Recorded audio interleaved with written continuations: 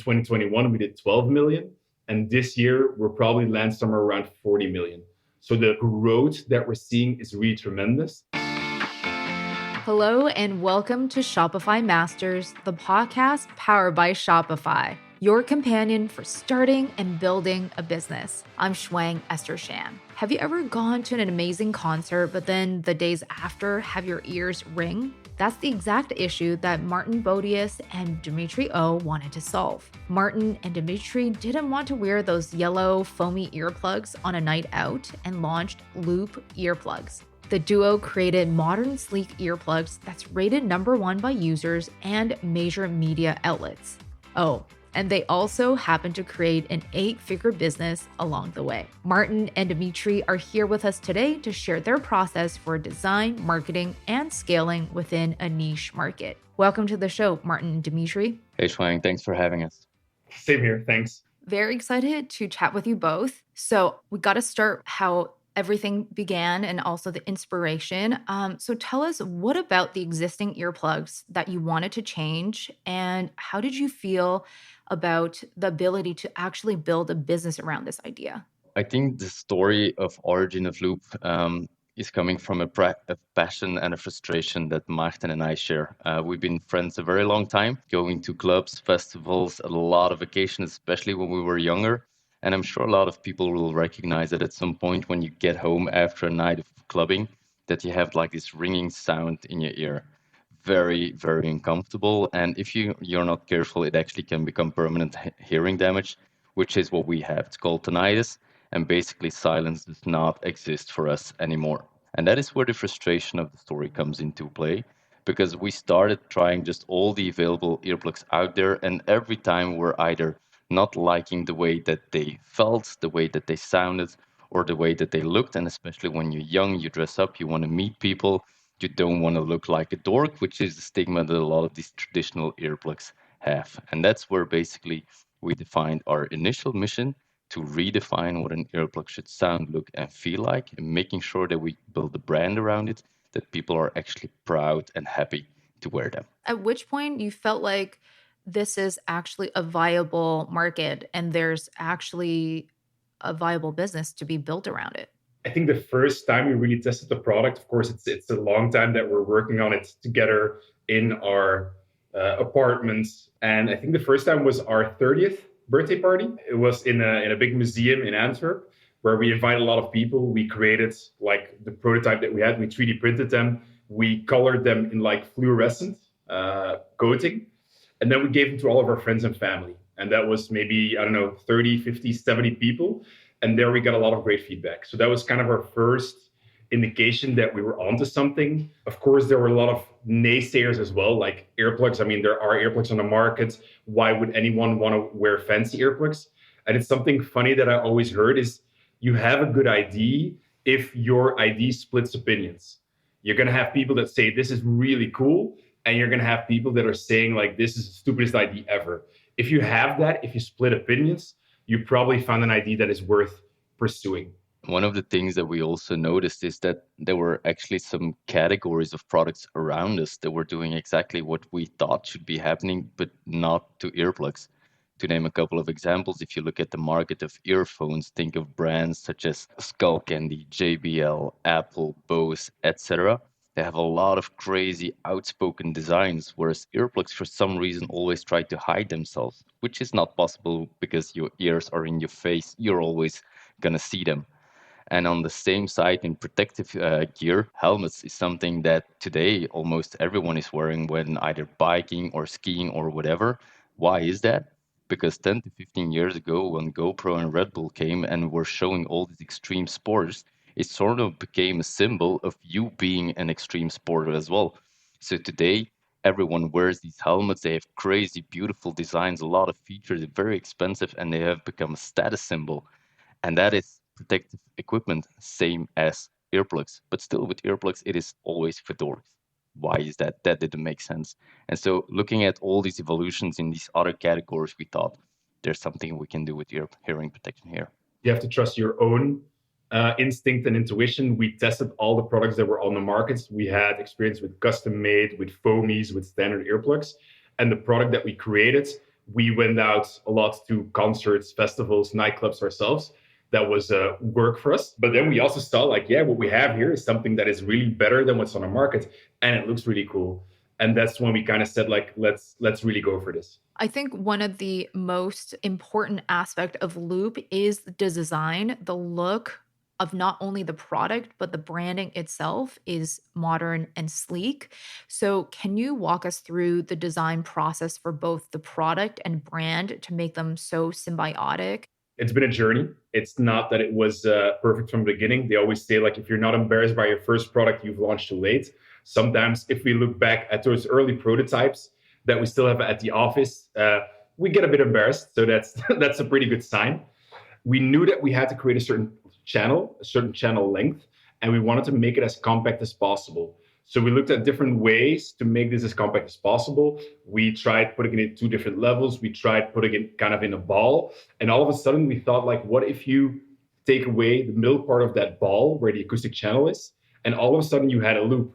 So it's not that we were going for that loop. It was more the acoustics and the requirements of having a good earplug kind of led us there. And the fact that we wanted to make it as compact as possible.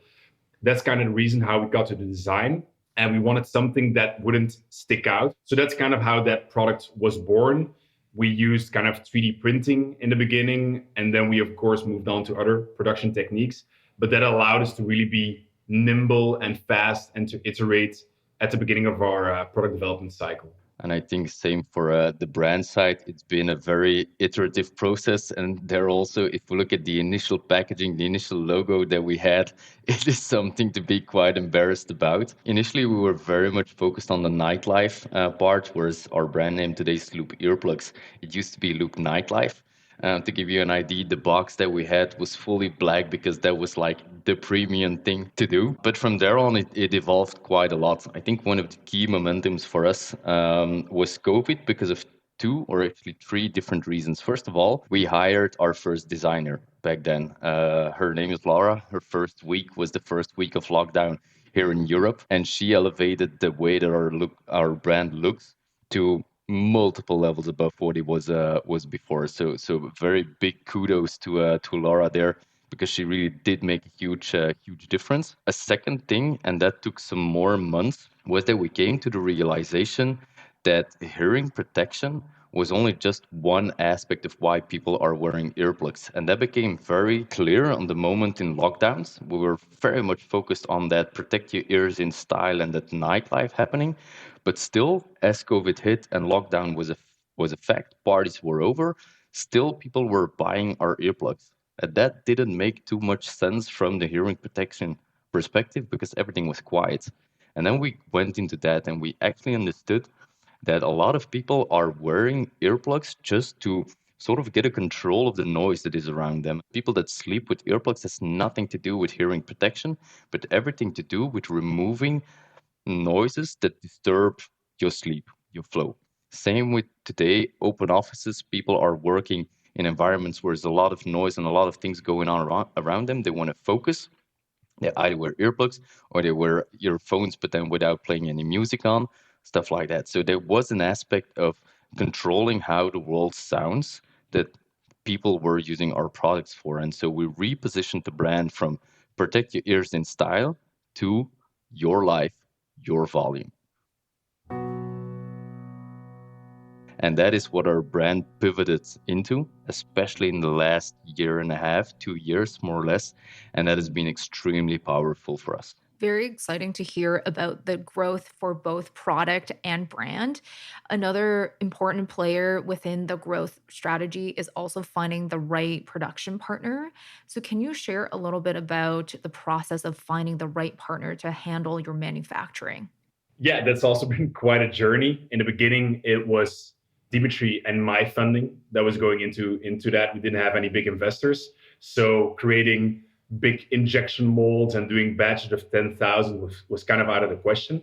But I think that was also a good thing in the beginning because you're on a nimble budget and you have to make choices in a certain way. And in the beginning, we did everything with 3D printing. I think in the beginning it was Materialize and 3D Systems in Belgium that we used. And that was good because you bring something to market, you get feedback, and you can iterate quite quickly on the product that you need to do. It's only once we sold a few thousand that then we switched to injection molding, because 3D printing at that point, especially given the small size of our products and the finishing that we wanted to have, we had to switch to injection molding. At that point, we found a Dutch company who had production in China. And the reason that we went to China is that most of the know-how of headphones, earbuds, etc., all of those similar products was there. That's where they had the most knowledge on how to do ultrasonic welding, how to do really cool coatings. So that was our first production partner. And the thing is, of course, if you're still small, you're going to end up with smaller, less known production partners. And again, with that partner, we grew. And when we grew, again, we became more interesting to bigger partners who are doing headphones and earbuds for the Sonys, the Pioneers, the Beats of this world. And those are the partners that we're working with right now. So step by step, you're kind of increasing your volumes and more opportunities of production kind of unlock. I think there's a funny thing that they say in the production world. It's called the valley of death. In the beginning, creating like a few prototypes is really easy. And I think, Dimitri, that's what we did in the beginning. We had like 20 prototypes and we thought like, wow, we can really scale this. We're there. And that's when you do a few, that's easy. When you do a lot, you have like a lot of units that you can spread your investment costs over. But it's kind of in that middle part where you're doing maybe between 1,000 or 10,000, depending on the product that you're making, that you're too big for like maybe 3D printing, but you're too small for injection molding. And that's the big part that you kind of have to bridge. But again, also in the beginning, it was Dimitri and myself on our terrace, using toothpicks to put our loops on, spray painting them, putting like ear tips of other brands on them. Like you had weird color matches, but that's kind of what you do in the beginning. Your early adopters forgive you for all the mistakes you have in the beginning. And by bringing something to market that is not perfect, you learn very quickly and you iterate based on that. I think another side to that story that's really important as well in our story is that typically luck happens when preparations meets opportunity. And so I think somewhere in August 2018, July or August, we decided to move from 3D printing into mass manufacturing injection molding, to then in January 2019 be at the Consumer Electronics Show in Vegas, signing a big deal with a retailer where mass manufacturing was absolutely crucial to be able to do it. And so because we took that decision 6 to 8 months before that, we were able to actually deliver. Maarten and I had to fly to China for a couple of weeks, spend time there and really spend time at the machines with the engineers and the operators, making sure that the quality was on par, so that we could supply. But then again, that volume, that revenue, that margin also allowed us to do the next investment into a better, instead of a tier 3 to a tier 2 manufacturers, increasing the quality, decreasing the yield rate, improving costs, etc. So it is sort of, looking in hindsight, it all seems like to fit really well together, but very often you see the decisions were made 3, 6, 9 months before that, and it sort of works itself out when the opportunity presents itself, but the preparation has been done upfront. And maybe also give an idea of the numbers. In the beginning, we were doing indeed batches of 100. I think right now, Dimitri, how many units did we sell so far this year? This year, I think 10 days ago, we just sold our 2 millionth set since the beginning of the year. So the volumes that we're doing right now are a whole different ballpark than what we were doing in the beginning. And it's also like the impact that we have on people is so much bigger. So that's really awesome to hear. So the business initially was self-funded. How much did you each both invest into Loop, and which areas did you put the investments into? Maarten and myself had been working for a couple of years when we started with Loop. So the funds that we could put in were in approximately a couple of 10,000s of euros each. In 2019, we did our first funding round with fools, friends, and family. You can take those fools and friends very literal. There were 3 friends that invested in Loop, but we have a system in Belgium where we can leverage with loans quite heavily on the equity that we get on board. And basically, from the 80,000 equity that we raised, we leveraged it with over 250,000 euros in loans, which allowed us to bootstrap for quite a while. Then back in the end of 2019, we were looking for funds because up until then, besides that small round with friends and fools that we did, we had bootstrapped and we wanted to accelerate, we wanted to innovate faster, hire people faster. And then COVID hit at the moment, more or less, that our time term sheet was being signed. And so with the investors, or the candidate investors, I should say, we said back then, all right, COVID is going to set you back a couple of months. Let's see how you can breach those, and then let's keep on talking and see where that brings us. And so in July 2020, we did our second and up until now last funding round with them, which allowed us to really keep on investing in 2020, which was very necessary, not only in people and in product development, but in also really finding our new product market fit, because it was lost for about 6 months.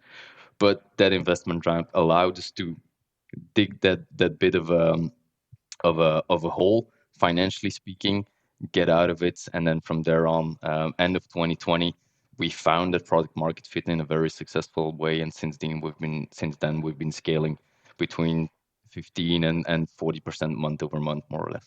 I'm chatting with Maarten Bodewes and Dimitri O, founder of Loop Earplugs. You mentioned you tested some ads in the beginning. What are some other strategies or channels you use in the beginning to get new users? A big part there was also the retail part.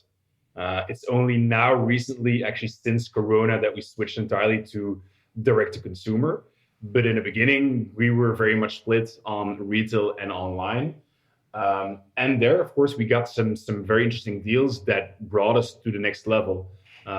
We had a big deal with a pharmacy chain. We worked with MediaMarkt, Saturn in Germany. We worked with local pharmacy chains, some fashion stores, and that kind of also made some of those sales jumps that we had. But of course, with Corona, retail kind of dropped. It stopped in its tracks, and that's when we really made that switch to direct to consumer that Dimitri can kind of give some more feedback about. One of the things that we do is creating awareness of the impact that noise can have on people's not just hearing health but mental health in general. And then I'm talking about stress, headaches, these kind of things. A lot of people will recognize when you tell them, have you ever been to a restaurant that was very crowded and where you felt when stepping out like, that was a heavy night? Well, that was basically the noise, and that happens to a lot of people constantly. Not a lot of people actually realize that it's coming from that noise. So we have a lot of storytelling to do, a lot of awareness building to create, and who better to do that with than with influencers. Influencers has been a huge, huge driver of our success in the last 2.5 years, mainly, where typically we don't script anything on what they say. We just have them test the product, make sure that they like it, have them share their testimonial with their audience. And from there on, we take it. Sometimes we have collaborations with them. Sometimes it just happens organically, and we try to amplify their message afterwards. But influencer marketing has definitely been one of the big, big drivers for us in terms of both awareness, brand awareness, and just growth acquisition, pure and simple. And I think next to that, and that is something that we're focusing a lot more in, let's say, the last 6 months, and will be focusing on in the next years, is whereas right now we've grown a lot based on acquisition, retention is very important for us as well. And if you look at retention, obviously it means that you're working on CRM activity and stuff like that, but also in a product like ours that is not a consumable, that's actually very durable. There's no reason why people should really buy a new one unless you give them a good reason, like new product that you develop, but also new styles, new collabs, new special editions, sometimes even very outrageous products that we do just a one-off. Like, for example, about a year and a half ago, we launched the Bling, where we made one unique set in massive gold with 120 diamonds on them, just to show like, hey guys, here earplugs can actually perfectly be jewelry, and do these kind of experiments. So that's definitely part of the marketing plan as well, to sort of really get people out of that earplugs are for dorks kind of vibe, break that stigma,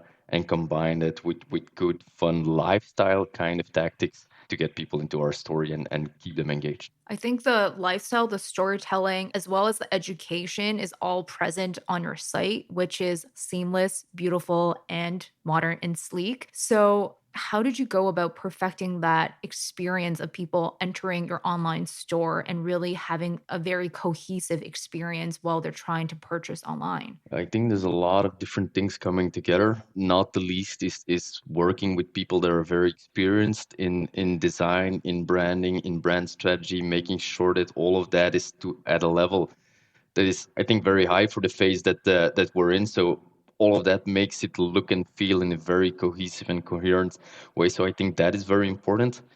Second, it's one of our core values as a business, as a brand, but also the way that we approach things is simplicity.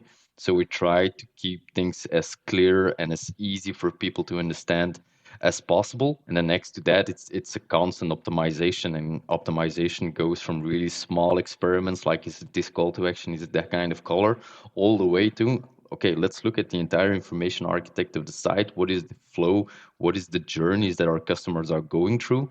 And what is working, what's not working, what should we change in that information architecture? And those kind of insights come from doing research, doing interview with customers, sometimes working with agencies as well. They can share some light on what works really well in other similar brands as ours. And to that extent, we really test basically everything from the smallest word all the way to our pricing and the flow of the information throughout the entire site. I think for me, also the fact with Corona, it's kind of, you always say like never let a good crisis go to waste. It really pushed us to focus and to really put all of our efforts and our minds into, okay, we have to make this D2C model, our own website work, and we have to work with all these different audiences. And that actually made us grow that fast, that focus in large part.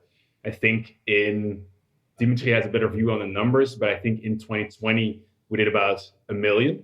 That was a year of when Corona hits. By the end of the year, we kind of found our product market fit again. In 2021, we did 12 million.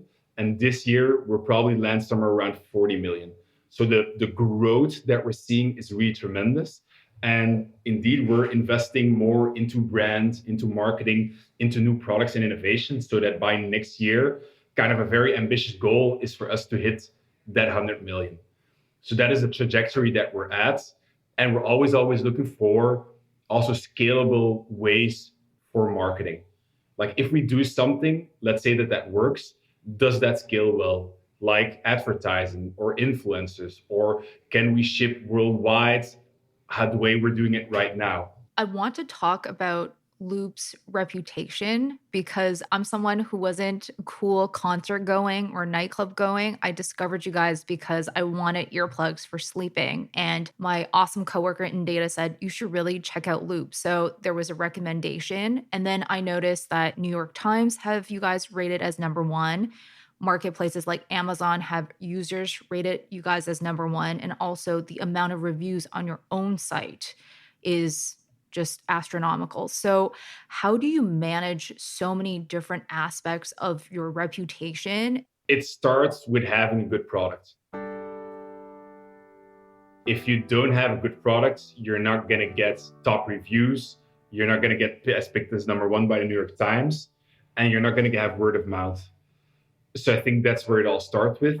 But then, of course, you have to reinforce that voice through influencer marketing, through ads, etc. I think in general also the satisfaction that people have is the difference between the expectation and the reality. And so definitely if you have a great product, the expectations can be pretty high because your product will match that expectation. But if somehow you can put the expectation also on the right level, sometimes some marketeers might put those expectations a little bit too high. And although the product is actually pretty good, people will still be disappointed because they expected more or expected something else. Is something that we also have learnings from, making sure that you choose the right wording. That comes back to that iterative testing, making sure that you use the same words that your customers are using when describing the products. Working with influencers there as well, their genuine testimonials will give them a feel of authenticity. and a way of describing that will generally put expectation a lot more realistically. And so people will just naturally be a lot more satisfied because we're expecting the right thing. And besides that, again, because we are a D2C company, we have the direct relationship with our customer. We can also ask them, like, give your reviews, create that user generated content and post it online. Recommend us to your friends, work with influencers, become even an influencer. And all of that vibe also lives throughout the different channels. You just see that. Yeah, I do agree with Dimitri there. Like, I think a big part of what we're also really good at is our customer support. We provide 24/7 customer support. We have really fast response times, and we make sure that they really have a great experience when talking to a customer support. So when something goes wrong, you don't have that reputation damage, because they always say an angry customer is way more vocal than a happy customer. So let's make sure that you do that really well. And I think that's something that also really, always comes back to like awesome customer support. On the other side of it, I think it's also making it easy and convenient for someone to actually leave a review and making them feel compelled to do so. Have you done anything with the review flow to make it super easy for those who do want to leave a comment? It's a bit different on marketplaces than it is on our Shopify web store. Of course, on Shopify, we have the direct connection. And there we use probably the typical tech stack that a lot of D2C brands use to ask for reviews. We don't give discounts and that kind of incentives because to us, it doesn't feel genuine, doesn't feel authentic. So we don't do that. But yeah, to some extent, you see when people appreciate you, they're very happy to leave you a review. We don't need to push for it in any way. On Amazon, it's slightly different in the sense that people are not compelled at all, and they don't really have that relationship to the brand as they do on Shopify. So typically, you're gonna have the more outspoken reviews that pop up first, but typically you see them a bit more negative than positive when we can. And there are some tools, some solutions within the marketplace platforms to actually ask proactively people also on Amazon to leave their reviews. We see it have a positive impact on our overall rating. The fun thing is also that we kind of ask reviews before something is released. So we work someone within the team, and let's say that we want to launch a new edition. We present that to people, and then they say, like, is this interesting for you? How much would you pay for this? Would you go for this color or that color? And that informs our decisions on how much stock should we make, how interested are they, what should the price be. And I think it's the same for new products that we create. For example, right now we're working on, let's say, a carry cord. We create all kinds of different variations. We show that to customers, and then they say, like, I like this version best, or I like that version, or I want to have this feature. And then you kind of take that into your development process so that you can remove a lot of complaints and a lot of learnings that you can get before you launch a product. Amazing. So excited to hear more, Maarten and Dimitri. I hope you're enjoying this episode. And if you haven't already, follow and subscribe to Shopify Masters wherever you listen. And please leave us a review or feedback for the show. Thanks. So I know that you partnered with Tomorrowland, one of the most well-known music festivals in the world that's based in Belgium. And it's almost a beautiful full circle moment for the team as well. Can you talk about how the collaboration came to be and advice for founders who do want to have a very momentous partnership with other brands? Absolutely. Tomorrowland is very close from home. The festival is at 15 kilometers from where we live. The headquarters of Tomorrowland, I can actually go by foot from where I live. And Maarten and I have been fans of the first edition of Tomorrowland. We've been going for a very long time. And since the beginning that we started Loop, we felt like if there's one brand that we should have a partnership with, it should be Tomorrowland. Why? Because obviously it's music, it's nightlife. So the connection there was very obvious, but it goes a lot further than that. Tomorrowland has a way to deal with experience that is on a unique level.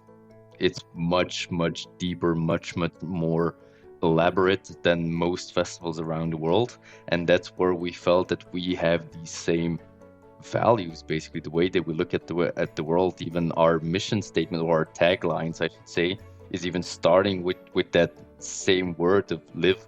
For them, it's live today, love tomorrow, unite forever. And ours is live live at your volume. So the connection there between the two brands is very, very strong. And we pitched a couple of times for them already in the past couple of years. And typically our pitch was good, but we were way too small. And back then it didn't feel like that. We were a bit frustrated maybe that, come on, we got to have Tomorrowland as our partners. And they wouldn't let us up until last year. They actually came to us saying like, do you guys want to pitch for us? See if we can do something together. We pitched basically the same story as we had pitched before, but we were a brand that was so much bigger and team that was so much more competent than the previous versions. And that was what we really needed to make the partnership work, because it's a hell of a work doing a partnership such as Tomorrowland. For us, it's the first time that we also did offline sales by ourselves. Before that, everything was online or even retail before COVID. But us truly selling our earplugs ourselves is something that we had never done before. But here we had two booths at the festival grounds, manned by our own team, and that was one of the most energizing moments of the years. Just having again that proximity to the customers has been really, really fun, and it's a great partnership to have. I think it puts us on the map of festival and nightlife. It's a partnership that will go on for at least another 2 years. It's a three-year deal that we signed, and we're already thinking about how we can expand it further beyond of what we done last year. Maybe something to add from my side. I remember all the way in the beginning, we had kind of a challenge or a win. The first loop that we can spot in the wild, then we'll go out for drinks, we'll go out for dinner, and every festival we would go to, we would look at people's ears. Yeah, that's kind of a weird thing. We look at a lot of ears. That's kind of an obsession here. But we at a certain point we found someone. I think it was at a party of Kolsch. So we took a picture. We went out for dinner. That was so many years ago. And now that you're at Tomorrowland, I remember I went with Dimitri all the way to the front row. By the way, that was also our tagline: "Go front row," because we wanted to change the image of earplugs with Tomorrowland, and it's not so much about protecting your ears, reducing the volume. It's as well, but it's mostly about going longer, louder, going to the front row, being there with your friends. And it was so awesome to, like, around us there were so many people wearing loop. So that was something like as a confirmation, as a circle that went around for us, that we were there at the front stage. Amazing. Beautiful. Would you have any advice for those who are two friends wanting to start a business? It is a cliche to say that don't enter a business with your friends, but you two have done very well. So we would love to have some advice on that. There's probably some advice that we can that we can give. Maybe I'll start, and then Maarten, you can complete, because this is typically how the dynamic between us works. I think that we align probably somewhere between 80 and 90% in our characters. We have like strategic long-term vision. It's just never a topic of discussion between us. We align very naturally in where we want to take the brand and the products. Maarten has a bit more of a finesse feeling for brand and product, more the looking for the detail and perfection. Whereas I'm a little bit more, okay, let's sell, let's move forward, let's grow. And those two ways of working together complement each other very nicely. So there's definitely a mix that is working for us. One of the things I think that also plays a huge role, or has played a huge role in the way that we've been working together, is an advice that we got very early on in an accelerator that we were in. And it's the book of Slicing Pie. And Slicing Pie tries to basically remove the potential frustration that you can have between founders, where the amount of effort that is put into the project is not balanced anymore. So it's in short, it's a way of dynamically working with the shareholdership between the two parties, or three or four parties even, depending on what the input is. And it's something that I would highly recommend any founders that is, well, more than just one, read the book. It's very much based on fairness. You can make it as simple or as complicated as you like. We took the simple solution, but it has made sure that we never had a discussion between, hey, I'm doing more, you're doing more. These kind of discussions were just never a topic for us. From my side, I think from all the friends, the friend group that we have, I think for sure we were two of the most entrepreneurial ones. Loop was not the first idea that we had. We also worked on something else that was kind of a competitor to the Wirecutter back then, all the way in the beginning. But indeed, I think our skills are kind of complementary. Like it's like he's the left side of the brain, I'm maybe the right side. So if you're alone, sometimes it feels that you're not as smart. So I would say for sure try to start with two, maximum three co-founders, because it's like they sometimes say it's a roller coaster. And with two, you're stronger. You can kind of handle more things. You can handle the ups and downs. You can celebrate your wins. And I think you need to be aligned on the main values. And some of our main values, we actually listed them on our website as well, is think big. That's one that we really rely on. The stay curious, right? We read books, we talk to mentors, we go to events. We're always curious to learn more. Take initiative. Eventually, you have to try things. You're going to fail 100 times, but you have to keep on trying. And I think that there's no fear of failing and trying again in either of us. And then you just, like on a personal level, you have to have a good connection. And there, the live fully and the do good is really part of who we are. Being at the front stage of Tomorrowland, going on motorcycle trips in the mountains. Again, by coincidence, it's a lot of things where Loop is involved, protecting your ears. But that's also something that we have in common and that binds us. Because indeed, it's quite a journey. The 6 years that we've been together, it's like cat years or dog years. It's probably 60 years more in reality. It's an awesome ride, and just also enjoy the ride. Not only look at where you're going, but just have fun while you're on the attraction. Amazing. Well, thank you both so much for being here, Maarten and Dimitri. Thank you very much for having it. It was awesome to be able to tell the story. Thank you. Fun fact also today is 6 years of Loop. So we kind of celebrated it today. We got some presents from the team. So it's been a long journey, but a very exciting one. So yeah. Actually, these presents very much themed in our company values, because the team bought us a skydive and a Michelin star restaurant. So that is what we understand by living fully. That sounds like a great way to live. Well, thank you for sharing your birthday with us for this recording. It was our pleasure. That's Maarten Bodewes and Dimitri O from Loop Earplugs. I'm Shwang Esther Shan, and I'll catch you next time on Shopify Masters.